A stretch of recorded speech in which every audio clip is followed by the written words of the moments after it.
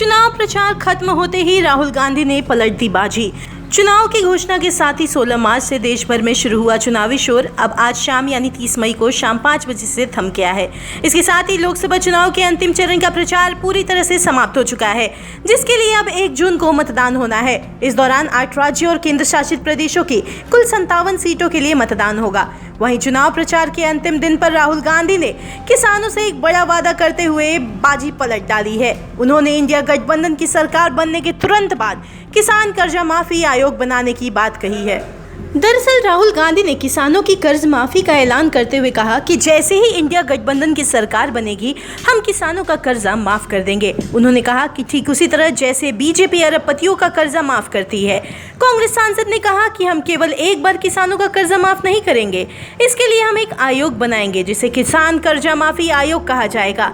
उन्होंने कहा कि किसानों को जब भी कर्जा माफी की जरूरत होगी वो आयोग सरकार को बताएगा और हम कर्जा माफ कर देंगे। उन्होंने कहा कि 1 बार, 2 बार, 3 बार, जितनी बार भी किसान को जरूरत होगी हम उनका कर्जा माफ करेंगे। हमें कोई फर्क नहीं पड़ता, किसान देश की रीढ़ की हड्डी है और उसकी सुरक्षा होनी चाहिए। बताते चले कि राहुल गांधी ने इस दौरान प्रधानमंत्री नरेंद्र मोदी पर भी निशाना साधा। उन्होंने कहा कि पीएम मोदी कहते हैं कि किसानों को कानूनी एमएसपी नहीं दी जा सकती है। कांग्रेस सांसद ने कहा कि चुनाव के बाद 4 जून को इंडिया गठबंधन की सरकार आएगी और हम किसानों को पहली बार गारंटी के साथ एमएसपी देंगे।